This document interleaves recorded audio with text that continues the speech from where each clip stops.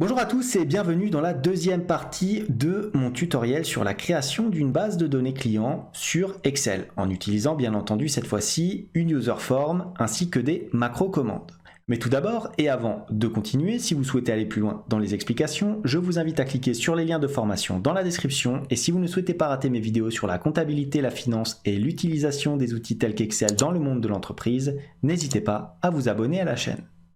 De plus, pour ceux qui souhaiteraient uniquement acquérir le fichier sans passer par le tutoriel vidéo, sachez que tous les documents sont disponibles en illimité et dans leur version finalisée pour mes contributeurs Patreon, plateforme dont vous trouverez le lien en description. Alors dans cette deuxième partie de tutoriel sur la création d'une base de données client sur Excel en utilisant des user forms et un code VBA, nous allons maintenant nous intéresser à la mise en place de notre user form, c'est-à-dire véritablement l'élément graphique de notre masque de saisie. Donc pour ce faire, vous allez devoir aller ici dans l'onglet de développeur et cliquer bien entendu sur Visual Basic, comme ceci. Vous allez avoir cette fenêtre qui va apparaître avec à droite votre explorateur de projet ici. Donc pour faire apparaître votre user form, il faut faire un clic droit ici, donc dans votre fenêtre de projet, cliquer sur insertion et insérer tout simplement une user form comme ceci. Regardez, une nouvelle page apparaît avec votre objet que vous allez pouvoir modifier. Donc ça, c'est notre user form. Première chose à faire, je vais tout simplement changer le nom. En effet, ici, user form 1, c'est pas forcément très esthétique lorsqu'on va cliquer dessus. Donc je vais faire un clic droit, je vais aller dans propriétés, nouvelle fenêtre apparaît, et je vais changer le nom, comment? En allant ici dans ma ligne de caption. Attention, on ne change pas le nom ici, on le change ici. Donc je vais mettre quoi? Je vais mettre tout simplement gestion des clients. Voilà. Donc qu'est-ce qu'on a? On a maintenant la gestion des clients qui apparaît ici dans ma user form.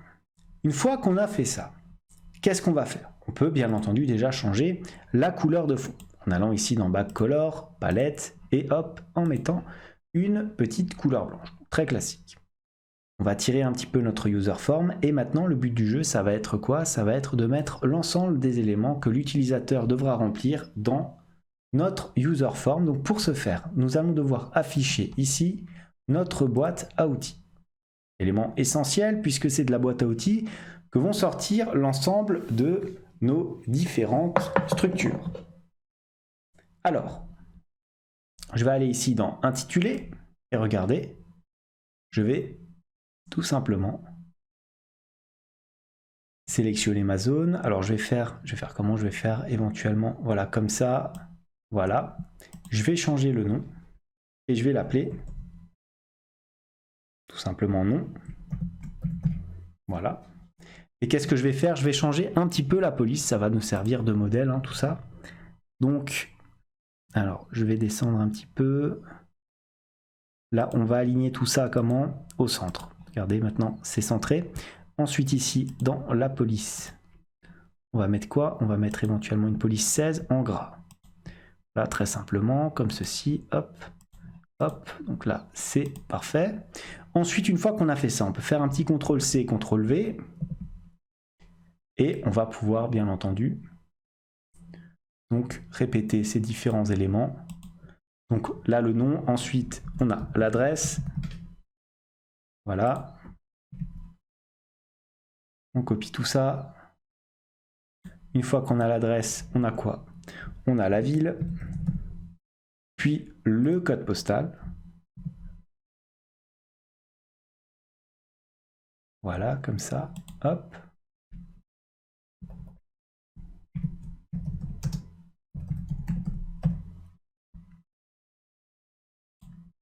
Voilà, et on continue à chaque fois. Là, regardez, je vais copier ces éléments-là directement. CTRL-C, CTRL-V pour les intégrer un petit peu plus à ma droite. On va tirer éventuellement comme ceci. Voilà, on est sur la même longueur. Je vais étirer un petit peu mon masque de saisie. Voilà. Comme ceci. Sauf que maintenant, on n'aura pas ces éléments-là, ça va être quoi? Ça va être le montant facturé, le montant payé,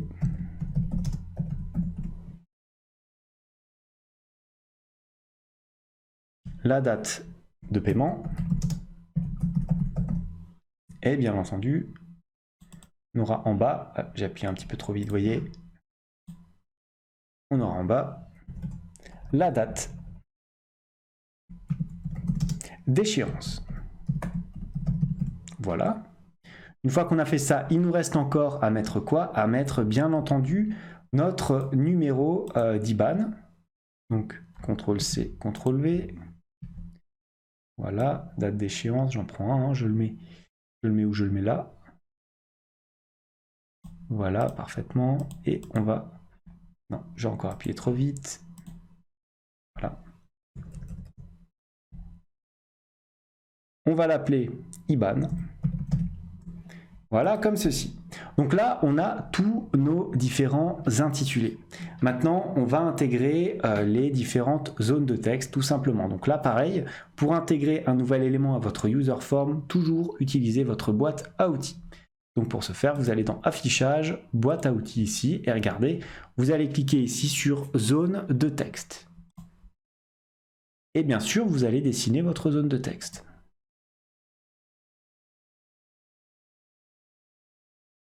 Voilà, comme ça. Ça paraît plutôt chouette. Voilà, donc là, j'ai mon nom. Maintenant que j'ai fait ça, alors, je vais préparer mes différentes zones de texte et ensuite, je vais bien entendu changer les noms pour éviter que cela nous pose problème lorsqu'on va faire notre code macro.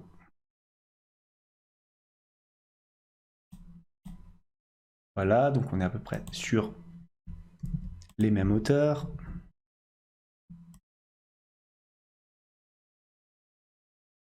Voilà, donc comme ça, hop. Là, je sélectionne l'ensemble des éléments. CTRL-C, CTRL-V.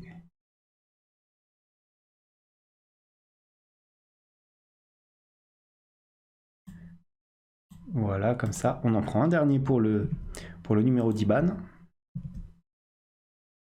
Toujours un petit peu.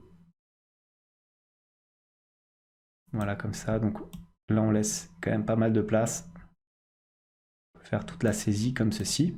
Voilà. Donc une fois qu'on a fait ça, qu'est-ce qu'on va faire? On va tout simplement mettre des noms à chacune de nos zones de texte. Pourquoi? Pour simplement nous simplifier la vie après quand on mettra le code. Donc ici, ça ne sera pas texte box 1, ça sera texte nom, tout simplement. Ici, pour l'adresse, ça sera texte adresse. Pour la ville, ça sera texte ville. Pour le code postal, ça sera texte CP. Voilà. Ensuite, pour l'IBAN, ça sera tout simplement texte IBAN. En majuscule. Pour le montant facturé, on va mettre quoi? On va mettre texte fact. Voilà, hop, je me décale un petit peu. Ici, ça sera texte paye. J'ai oublié le E, voilà. Pour la date de paiement, on va mettre texte DP. Et date d'échéance, on va mettre texte DE. Voilà, comme ça. Donc normalement, on n'a rien oublié. Ouais, voilà. Maintenant, qu'est-ce qu'on va faire? On va intégrer deux petits boutons sur lesquels vont s'appuyer les utilisateurs pour valider leur saisie. Donc pour ce faire, pareil. Affichage, on fait apparaître notre barre d'outils. Et je clique ici sur bouton de commande, tout simplement. J'en intègre un là, comme ça. Je le renomme. Je vais l'appeler comment? Je vais l'appeler ajouter nouveau client, tout simplement.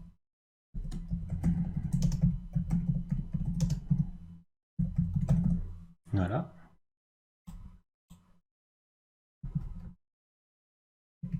CTRL-V, et l'autre, ça sera quoi? Ça sera tout simplement annuler.